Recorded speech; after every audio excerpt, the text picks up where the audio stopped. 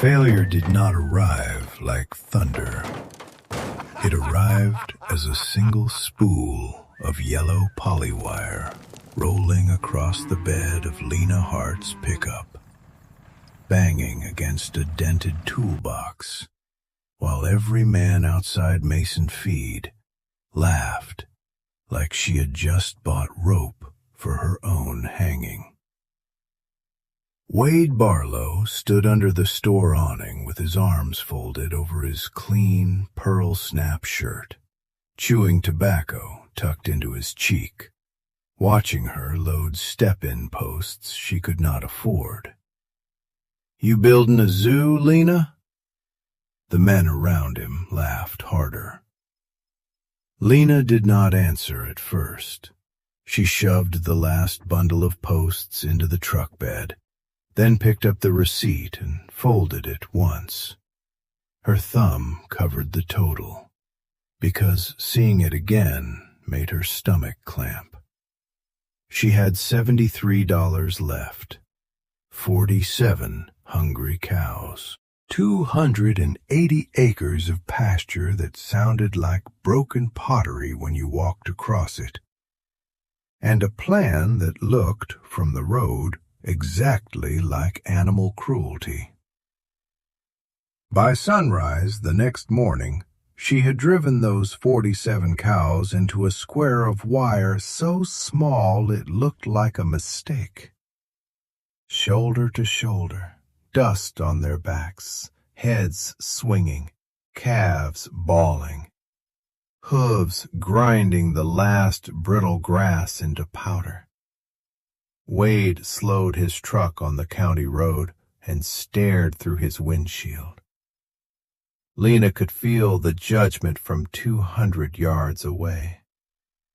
He thought she was murdering what little land she had left. Maybe he was right. But 6 weeks later, after one violent rainstorm hit that same ruined field, Wade would stand at her fence line with black dirt under his fingernails, and no words left in his mouth. Because the place he called dead had started eating water like it had been thirsty for years, and the cows he told her to sell had become the tool that saved the farm. The summer Lena inherited the Hart place, the ground had already given up. The old north pasture used to be her grandfather's pride. He could walk across it in April and come back with dew darkening the cuffs of his jeans, talking about clover like it was money in the bank. Now it was a hard gray plate, a wind-scoured skin of clay with pale straw stuck to it in ugly patches. When Lena crossed it, every step made a dry, cracking sound. Not crunching grass, not soil shifting under a boot. Cracking, like she was walking over fired tile. She stopped near the pond dam, though there was no pond anymore, just a saucer of split mud and a green scum ring where water used to sit. The cows were gathered beneath a half-dead hedge apple tree, pressing into the little shade it gave. They looked smaller than they should have. Their hips were sharp, their ribs moved under the hide with each breath. The oldest cow, number 19, stared at Lena without asking for anything, which somehow felt worse. Lena dug her boot heel into the earth. Nothing. No print. Not even a scrape. 280 acres, and the soil had sealed itself shut. When rain came, it did not enter. It ran. It slipped over the capped surface, carved brown fingers down the slope, and carried the last living crumbs toward the ditch. Her grandfather had called that kind of runoff the land bleeding out. He had also run cattle the way everyone in Carson Valley ran cattle. Turn them loose, Let them find what they wanted. Let the strong grass get eaten first, and the bitter weeds get tall. Move them when the field looked tired. Hope the sky forgave you.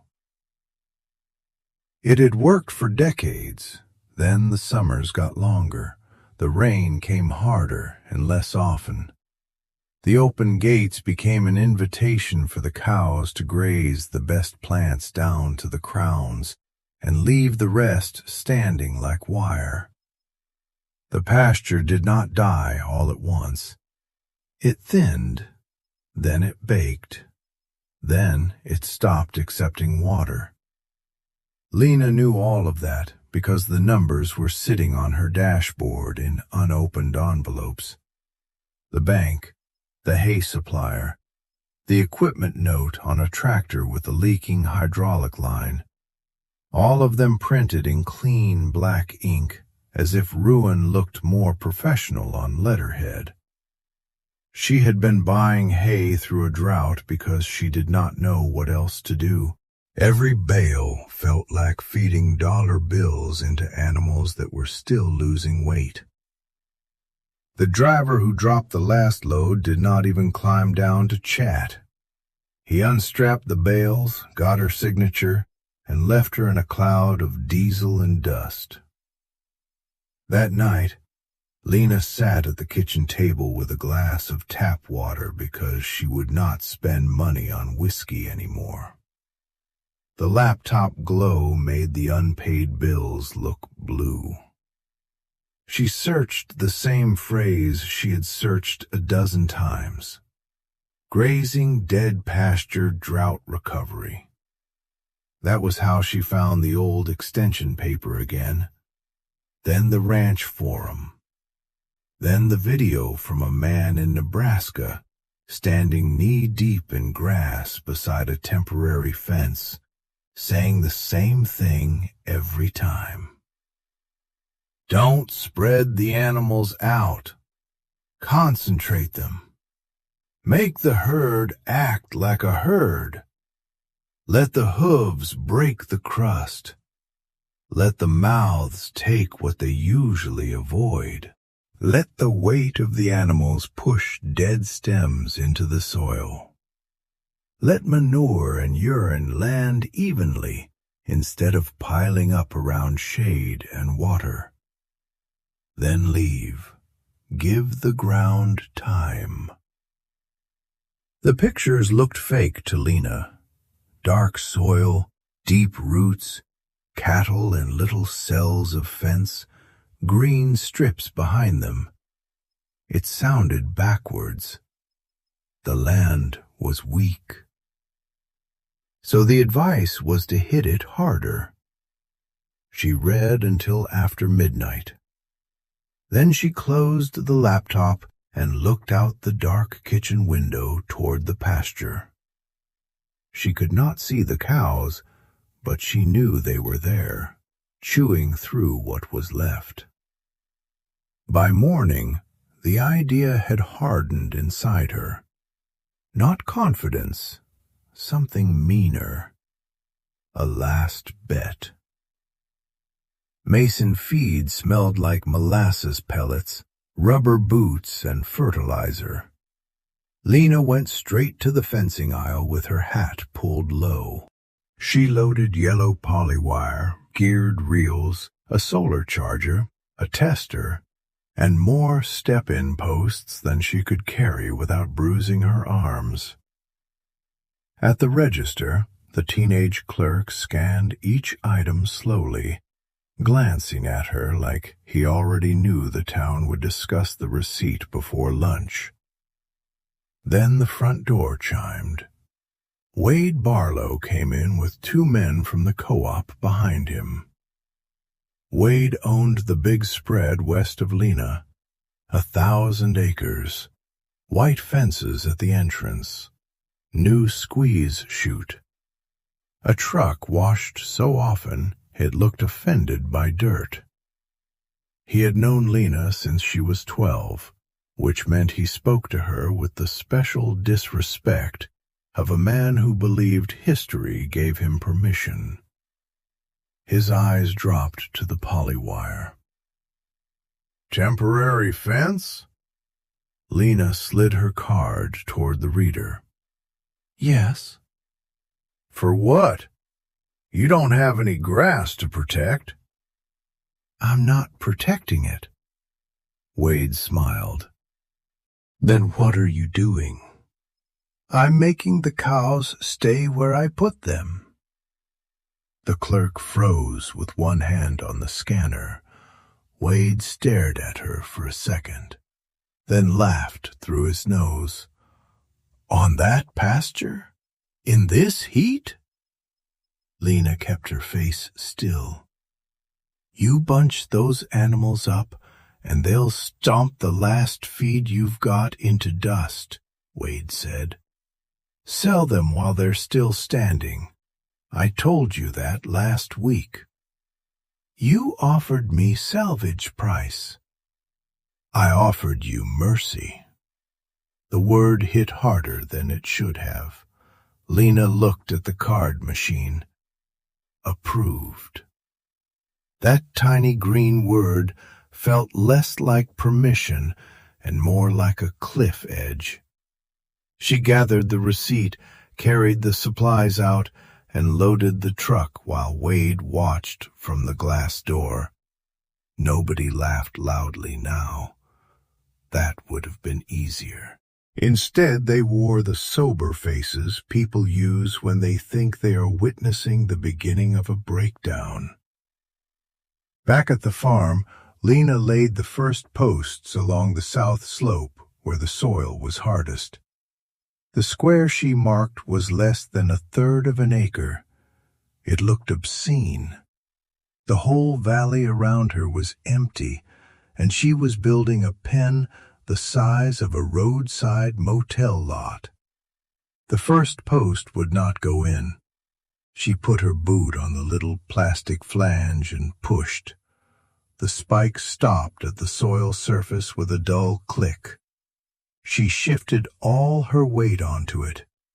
The flange snapped. Lena pitched forward and caught herself on both hands. The dead fescue stabbed her palms. Dust puffed around her wrists. For a moment she stayed there, breathing through her teeth. Then she got up, walked to the barn, and came back with a steel drilling hammer. If the ground would not accept the fence, she would beat the fence into the ground. By noon, her shirt was stuck to her back. Fiberglass splinters prickled under her skin. Her shoulders shook every time she lifted the hammer. The polywire sagged in a crooked yellow rectangle, thin as a joke against all that dead pasture. She hooked the charger to the line. Tick, tick, tick. The sound was small, steady, artificial, a heartbeat made of electricity. Then she went for the herd. The cows came because they thought she had found something better. They followed in a tired black line, calves bumping their mothers, hooves raising dust that hung low over the field. Number 19 reached the yellow wire first. She stretched her nose forward. Snap! The old cow jerked back, bawling, and slammed into the animals behind her. The herd compressed, confused. Lena opened the little gate and pushed from the back with a sorting stick, talking low even though her throat was dry. "Come on, in. Come on, girls. Just go in." When the last calf shot through, Lena clipped the gate shut. The herd immediately began to panic. 47 cows and calves in a space that made their bodies look enormous. The wire shocked them when they pressed out, their shoulders shoved inward. Dust rose in a gray cloud. A calf cried from somewhere near the middle, and one of the cows swung her head hard enough to knock another sideways. Lena's chest tightened.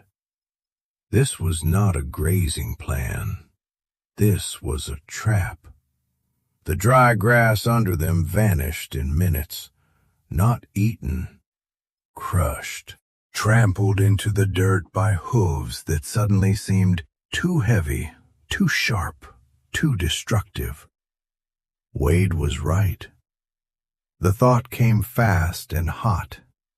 She had taken animals already hungry and made their world smaller. She backed away from the fence, walked to the truck, climbed in and shut the door. The cab smelled like vinyl, dust, and the old coffee cup in the holder. Heat pressed against her face. Outside, the cows bawled. Lena put both hands on the steering wheel and bent over until her forehead touched her knuckles. She did not pray. She did not cry. She only listened to the noise and wondered whether stubbornness was just pride wearing work boots. An hour later, the bawling changed. It dropped from panic to irritation, then from irritation to chewing. Lena lifted her head. The herd had stopped testing the fence. They stood packed tight, heads down, but they were not grazing the way they normally grazed. There was no wandering from sweet spot to sweet spot, no nosing past weeds to find the last soft blade. They were eating what was in front of them. Ironweed, thistle tops, dry orchard stems, the ugly plants they had ignored for months. The confinement had turned choice into work. Lena opened the truck door and stepped back into the heat. It still looked awful, but it was working. The next morning, the little square looked ruined beyond language. Every upright stem was gone. What had not been bitten had been hammered flat. Manure lay across the ground in a tight, even scatter, instead of a few thick piles under the shade. Urine had darkened patches of dust into damp stains. Hoofprints pocked the hard surface like someone had attacked it with 100 dull chisels. Lena stood on the edge of it, with the reel in her hand. Her stomach sank.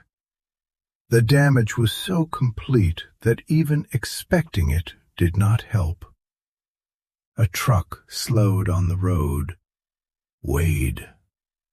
He rolled down his window, resting one arm on the door. His face was not amused now. It was worse. He looked concerned. "What are you doing to that place?" Lena said nothing. "You left them in there all night?" "They're moving now." "They should never have been in there." Wade pointed at the trampled square. "You killed that patch." "It was already dead." "It had roots." "It had dust." Wade shut off the engine and climbed down, boots crunching on gravel. "Lena, listen to me. Your dad would not have done this. Your granddad would not have done this. Those cows need feed, not a science project." The mention of her family made the heat in her face sharpen. "My granddad lost money doing what everybody told him was normal," she said. "My dad kept borrowing against land that was getting worse. I'm not disrespecting them by admitting it failed." Wade's jaw moved around the tobacco in his cheek. "I'll take the herd today," he said. $900 a head. That's better than you'll get at auction in their condition. You can pay the bank enough to breathe. And then? Lease the ground to me. Let it rest. Let it rest. The words sounded kind. They were not kind. Lena looked past him at his own hills, pale and shaved and spotted with tall weeds his cattle did not like. Rest, the way Wade meant it, was waiting for land to heal while continuing the habits that wounded it.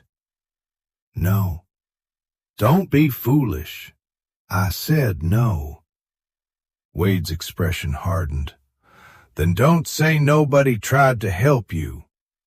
He climbed back into the truck and drove off. Lena waited until the diesel sound faded. Then she opened the gate to the next square. The cows surged forward into the new patch and began stripping it. Behind them, the first paddock looked like a crime scene. Lena walked into it and crouched. She pressed her fingers into the soil. For the first time in months, the surface gave way. Not much, less than an inch. But the hoof action had cracked the cap. Dead stems had been pressed into the brakes. Manure had mixed with pulverized clay. It was not soft soil. It was not healthy soil. It was a wound packed with medicine. Ugly. Raw. Ready for rain that might never come. So Lena kept moving the wire, morning and evening, day after day. The farm became a pattern of small disasters. From the road, her land looked like a board game designed by a pessimist. Brown squares where the herd had been, yellow squares where they were going, and one black cluster of cattle, always trapped inside the next piece of bad news. People stopped waving. At the hardware store, conversations died when she walked in. At the diner, she heard her name once from a back booth, and then the clink of spoons against coffee cups. Nobody asked questions, because they had already chosen the answer. She had lost too much. She had gone strange. She was punishing the animals because she did not know how to save them. Some afternoons, Lena almost believed them. Her hands became rough, swollen tools. Blisters opened, filled with dust and sealed into yellow calluses. She kept a roll of electrical tape in her pocket and wrapped 2 fingers together when the skin split. Her jeans stood stiff with salt by the end of each day. The washing machine had quit, and she could not justify the repair. The cows were not thriving yet. That was the hardest part. They were alive. They were learning the wire. They were eating more evenly, but they still looked thin. Number 19's hips stood out like handles. The calves followed slower. The herd no longer fought the little paddocks. They accepted them with a dull obedience that sometimes hurt Lena worse than panic had. "I know," she told them one evening as they chewed through a strip of bitter stems. "I know this is ugly." The old cow lifted her head, mouth full, and stared at her. Lena almost laughed. "You don't have to forgive me yet." On day 36, she hit herself with the hammer. The post had struck a seam of dry clay and would not sink. Lena raised the drilling hammer too high trying to put anger behind it. Her grip slipped.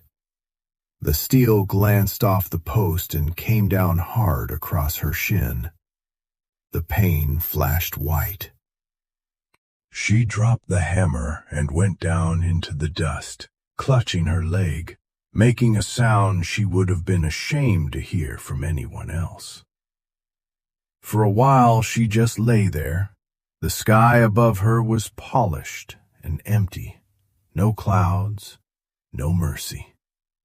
She could hear cows tearing weeds 15 yards away, hear flies, hear the little electric tick of the charger. Her phone buzzed in her pocket. Probably the bank again. She did not take it out.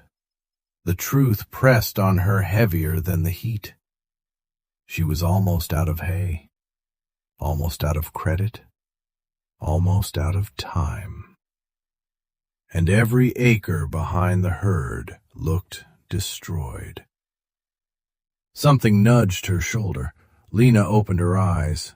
Number 19 stood over her, chewing slowly, a dry stem hanging from one side of her mouth.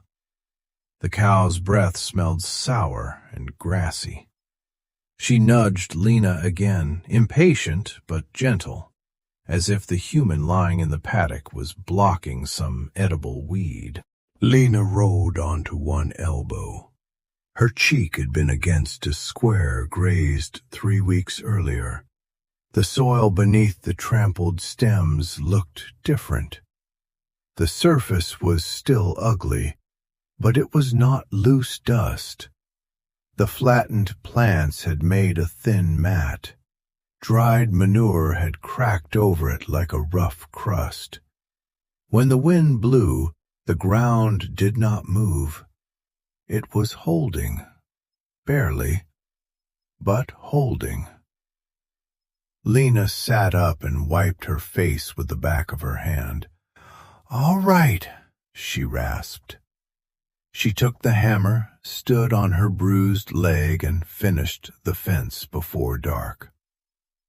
The rain came on a Thursday. Not the kind that builds politely at the horizon while people step onto porches and say it smells like weather. This came like a threat. The air changed first.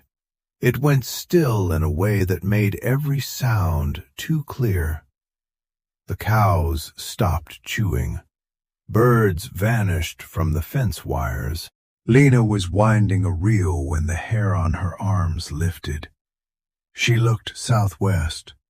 A wall of cloud was climbing over the ridge, low and purple-black, its underside swollen and rough like bruised muscle. Wind hit the valley a minute later, cold wind. It slapped dust off the ground and sent Lena's hat spinning toward the dry pond. The cows lifted their heads together. Somewhere above the ridge, thunder rolled long and deep. Lena stood in the open pasture with the reel in one hand. "Don't pass us," she whispered. Lightning cracked white inside the cloud. Then the rain fell. It was not gentle. It hammered. Huge drops slammed into the ground so hard the dust jumped. Within seconds, Lena's shirt was soaked through. She ran for the truck, laughing once from shock, and slammed herself inside as the windshield disappeared under water. This was the trial. Not the fencing, not the gossip, not the hunger. This. Rain on dead ground tells the truth. Lena wiped fog from the inside of the windshield and watched the untreated slope beyond the herd. Water struck the hard-capped soil and spread. It pooled, joined, and began sliding downhill in brown sheets. Little rivers formed fast, carrying dust, loose manure, and dry stems toward the ditch. Her throat tightened. Then she looked at the grazed squares. The water behaved differently there. It hit the pocked, broken surface and vanished in pieces. Hoof prints filled first, tiny basins catching the downpour. The flattened weeds slowed the flow. Manure dissolved into dark streaks, not washing away in a sheet, but soaking downward through the cracked cap. The trampled thatch trembled under the rain like a sponge being filled. The dead squares were drinking. Lena leaned closer to the glass. Rain blurred everything, but the difference was undeniable. On one side, water fled. On the other, it entered. She began to laugh. Not because she had won. She had not won yet. But for the first time all summer, the land was doing something besides refusing her. The storm lasted nearly 4 hours and dropped close to 4 inches. When it finally weakened to a steady silver rain, evening had settled over the farm. Lena stepped out into cold mud. It swallowed her boots with a sound that made her laugh again. She walked into the first grazed square and knelt. The mud soaked through her jeans immediately. She dug both hands into the soil. It was foul and glorious. Clay, manure, crushed stems, urine, old roots, rainwater. A mess, a living mess. She pushed deeper and felt moisture below the old, hard layer. Not just on top, inside. She lifted a handful to her face. For months the farm had smelled like dust, hot metal, and fear.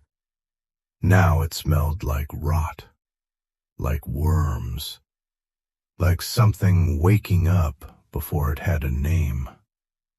Morning made the farm look worse. The sun returned clean and bright, almost cruel. Steam rose off the paddocks.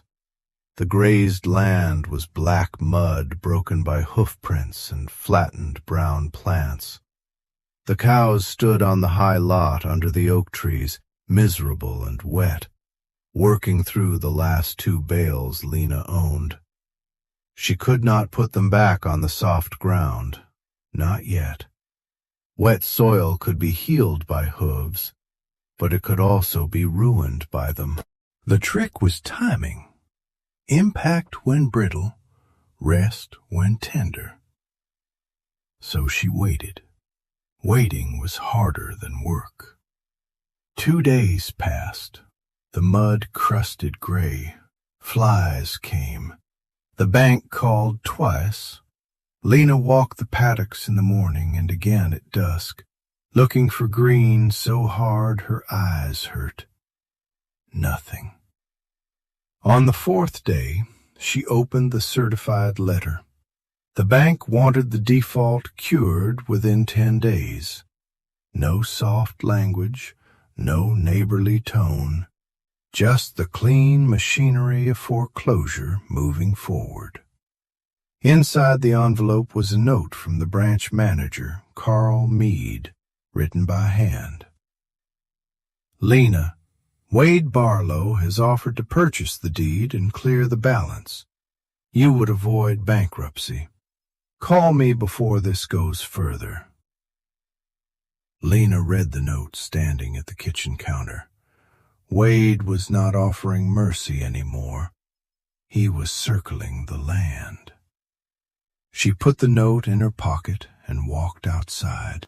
The first paddock she had grazed was near the south gate. The one that had made her cry in the truck. The one Wade had called killed. It looked like dried mud and trash. Lena crouched beside a cracked sheet of manure and lifted the edge with her pocket knife. Under it, Hidden from the sun was a single point of green, so bright it looked electric. She stopped breathing. The sprout was tiny, no bigger than a match head, a folded leaf, pale stem, fierce green tip. It pushed through the dark, wet soil with absurd confidence. Lena moved 2 feet and lifted another crust, more green, then another, and another. She crawled across the paddock on her knees, prying up little shields of trampled grass and dried manure.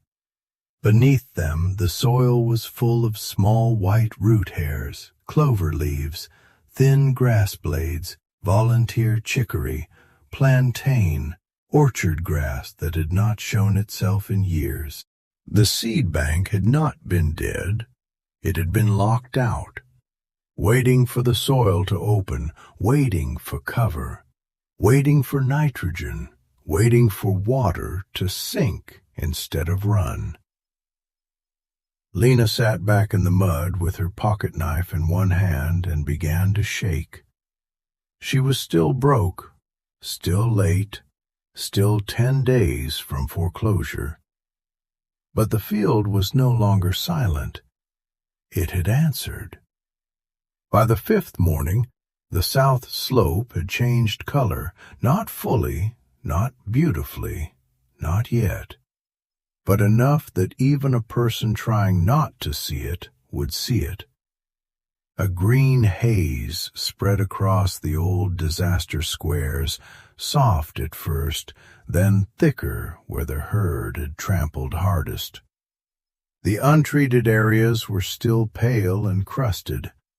Wade's pastures across the fence looked nearly the same as before the storm. Tall weeds, short-chewed grass, hard, exposed clay. Lena opened the high lot gate and let the cows drift carefully onto the regrowth at the edge. Not long enough to overgraze, just enough to prove it. They did not bolt. They lowered their heads with the quiet focus of animals that had found real feed. Their sound was different from the dry tearing of drought grass. It was wet, crisp, a heavy rip and chew. Number 19 stood knee-deep in young clover and did not lift her head for 10 minutes. Lena watched the old cow's side begin to round against the morning light. Then she drove to the bank. She did not change clothes. Mud dried on the back of her jeans. Her boots left prints across the polished tile.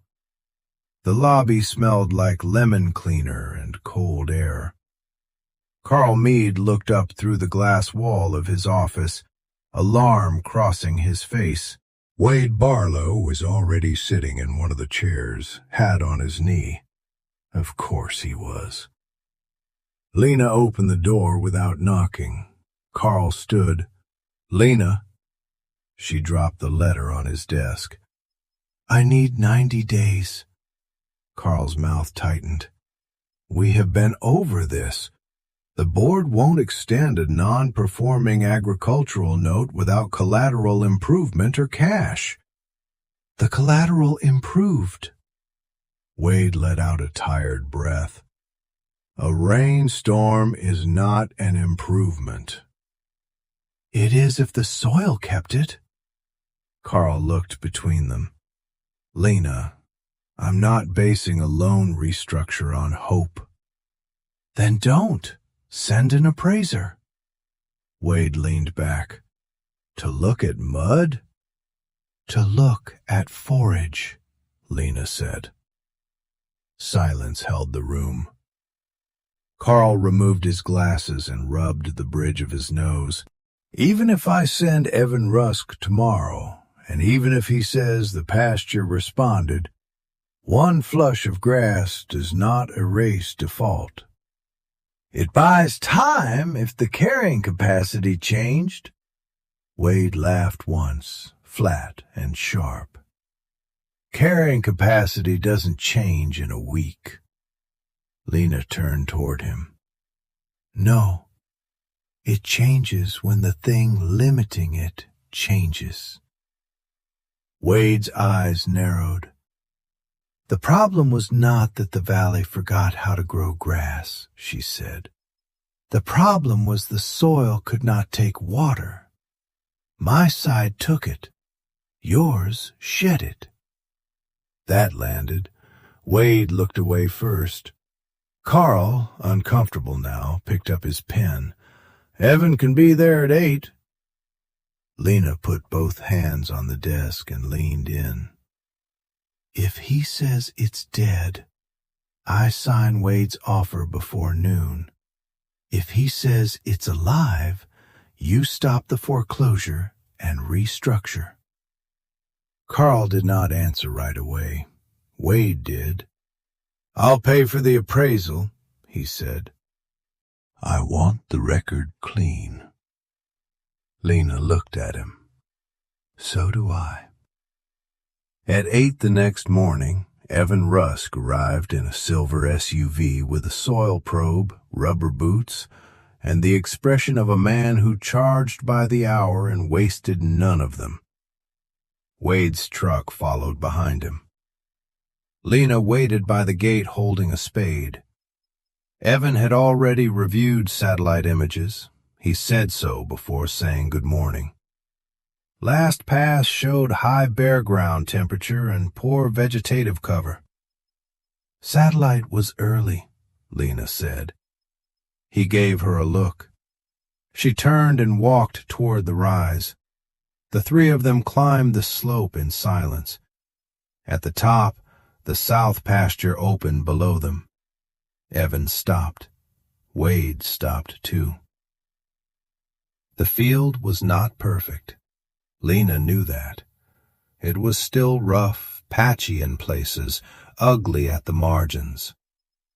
But it was alive in a way that could not be argued with. Green spread across the paddock grid like fire under glass. Not lawn green, not clean magazine green. Working green, clover, fescue, orchard grass. Broadleaf plants with roots made for deep water. Everything mixed, uneven, thickening by the hour. Dew lit the tops. The herd grazed quietly in a fresh strip, black hides glossy again, tails flicking with ordinary annoyance instead of exhaustion. Evan pulled his glasses down his nose. When did you seed? I didn't. When did you drill? I didn't. He looked at her, then at the field. What did you apply? Cows. Wade made no sound. Lena led them to the fence line where her land met Wade's. The contrast was brutal. On Wade's side, the rain had left scars. Thin brown wash marks cut down the slope toward the ditch. The ground between the weeds was sealed and pale, already hardening in the sun. His cattle had grazed the favored grasses down short and left woody stalks standing. On Lena's side, the ground was cooler. You could feel it in the air. A damp breath rose from the canopy. Evan knelt and pressed his palm into the soil. Spade, he said. Lena handed it over. Evan set the blade into the turf and stepped down. The steel sank, not all the way. This was not miracle soil. It was still clay, still recovering. But it accepted the shovel instead of ringing against it. Evan lifted a block of sod and held it in both hands. Roots held the piece together. Fine white threads laced through darkened soil. Old stems were visible inside it, breaking down. Manure that had looked disgusting a week before was no longer sitting separate on the surface. It was becoming part of the ground. Evan broke the sod gently. An earthworm twisted in the exposed dirt, then another. He smiled despite himself. "Well," he said softly. Wade crouched beside him and picked up a pinch of soil. It stained his fingers black-brown. He rubbed it between thumb and forefinger and smelled it, the way cattlemen smell dirt when they do not want to admit they are impressed. Evan wiped his hand on his pants and stood. If she keeps rotating and gives recovery time, this is not 47 cow ground anymore. Lena's pulse hit hard. "How many?" Evan looked over the pasture, calculating. Conservatively, 120 with stockpiled forage. Maybe 160 in a good year. More if she keeps building organic matter, but I won't write fantasy into a report. Wade stared through the fence at his own hills. "And value?" Lena asked. Evan tapped his pen against the clipboard. "Forage potential, water infiltration, improved stand, reduced bare ground.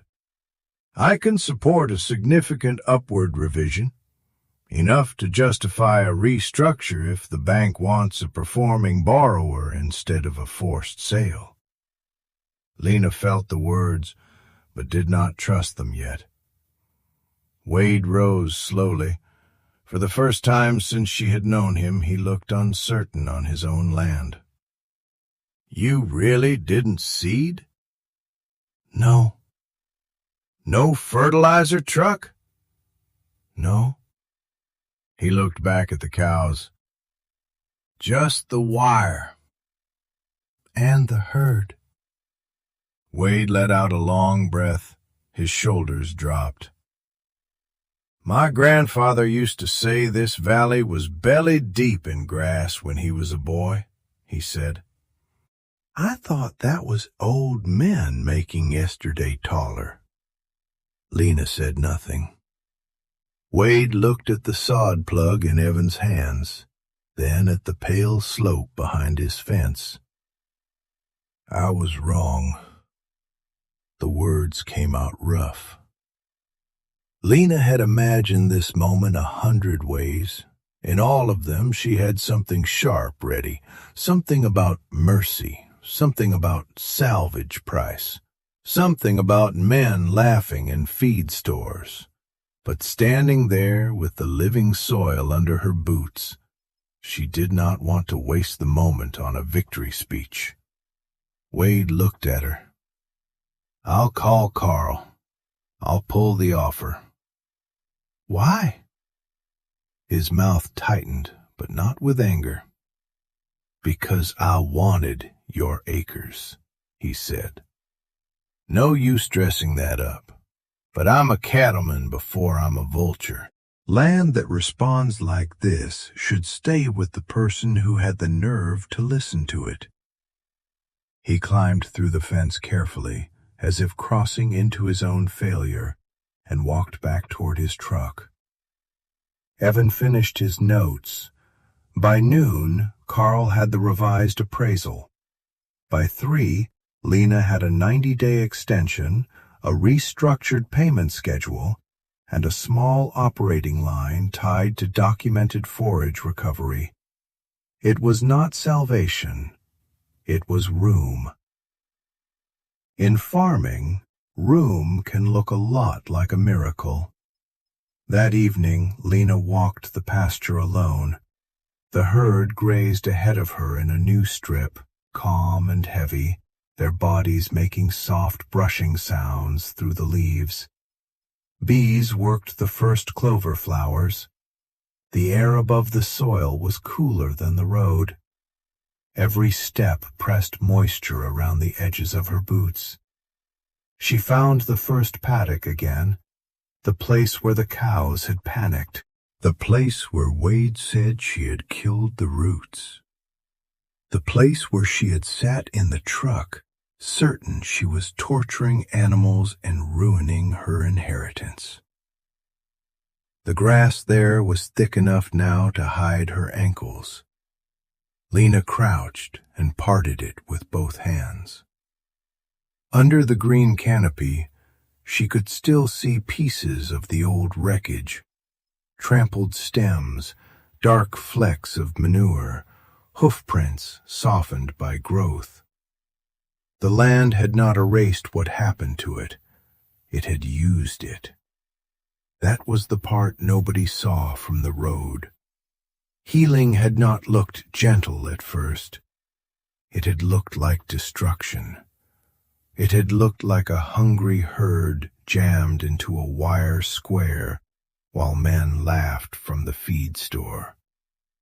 It had looked like mud, manure, panic, bruises, and a woman with $73 refusing to sell. Lena stood and walked to number 19. The old cow lifted her head, chewing, then allowed Lena to rest one hand on her warm black back. Beneath the hide, the rumen rolled steady and powerful, the engine of the whole impossible thing. Lena smiled, tired down to the bone. "All right, girls," she said. "Eat clean." The cows kept working. Tomorrow she would move the wire again. The bank still needed paying. Winter still waited beyond the green. Wade would probably start buying polywire by the pallet and pretend he had been studying it for years. The work ahead was not smaller than the work behind, but the fear had changed shape. It was no longer the fear of watching land die while doing what everyone said was safe.